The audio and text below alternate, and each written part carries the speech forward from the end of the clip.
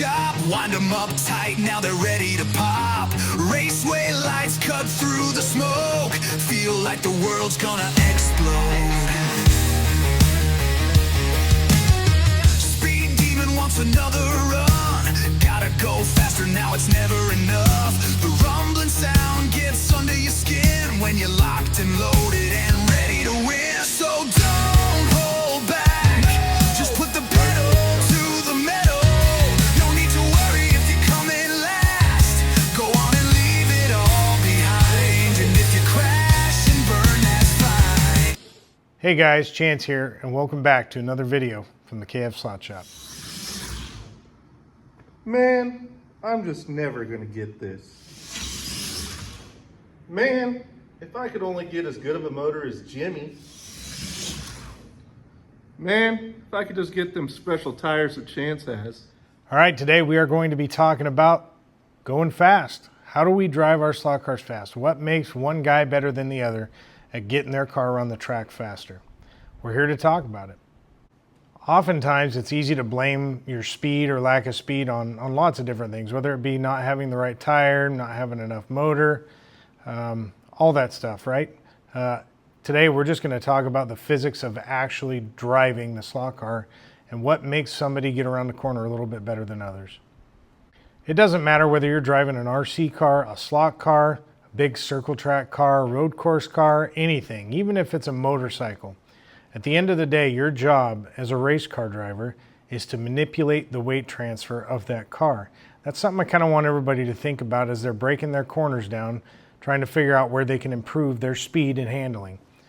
Now, the important thing to think of is when you get on the gas, when you get off the gas, what is it physically doing to the car? When you get off the gas, you get on the brakes, the more brakes you have dialed into your controller and such, what happens is all the weight moves to the front of the car. It loads the front of the car. If you have a retro car, you're putting load on those front tires. If you have a flexi car or even a wing car, anything other than that, you're putting load on the front of the chassis and the guide flag itself. But nonetheless, when you get off the gas and on the brakes, you are 100% loading the front of that car. Conversely, when you get on the gas, you are shifting all of your weight transfer to the back of the car. Okay? So oftentimes, I will see guys have an issue in a corner coming out and stuff, and their natural instinct is to lift earlier and get off the gas, get on the brakes a little bit sooner before the turn.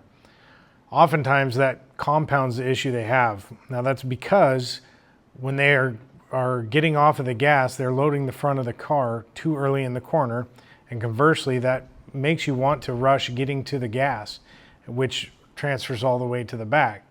Now, if you haven't even started into the corner or in the middle of the corner and you're already transferring all the way to the back, it's going to want to kick the front of the car out and deslot.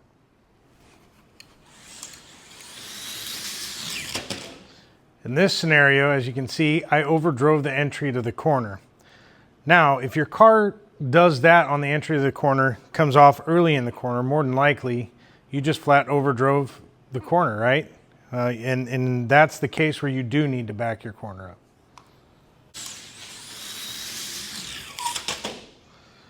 In that case, I underdrove the entry to the corner and took load off of the front and got back to the throttle a little bit too quick.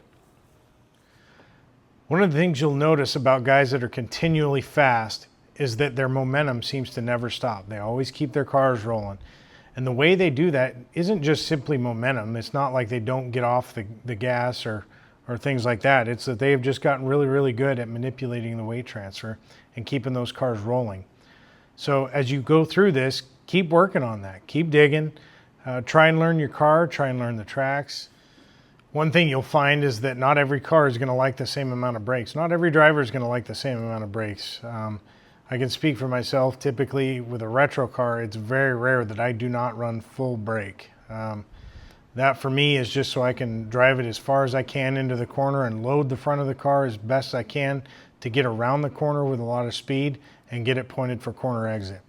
That being said, flexi cars are very different. You still want to run a decent amount of brake, I feel like, as much brake as you can. But again, play with that. Don't get too comfortable just letting the car roll through the corner. Sometimes it might be a little more comfortable for you to do that, But oftentimes, if you can run a little bit more brake, you can load the front of that car, charge the corner a little more, and keep your speed up. Something to play with, something to learn and try and get a little bit better at. One of the other things I'd like you to play with is your controller sensitivity. Me personally, I like to run my controller super soft, not sensitive at all. For me, it seems like I have an easier time keeping my momentum up and modulating the throttle and the speed of the car that way. I like to be in the trigger all the time. Not everybody's that way. I know some people like having their controller fairly sensitive. For me, I find that pretty hard to be consistent doing that. But I know everybody's a little bit different. I hope this video helps at least a little bit. I hope it opens up your mind a little bit to what your car is physically doing. You know, oftentimes I see guys just break it down to, he's just got it, or he was just born with it, I'm never gonna get there. But if you physically break down what is happening, I think you can get there. All it takes is a little bit of time and effort. If you have any other ideas on videos we should make and talk about, let me know. Thanks for watching. Signing off from the KF Slot Shop.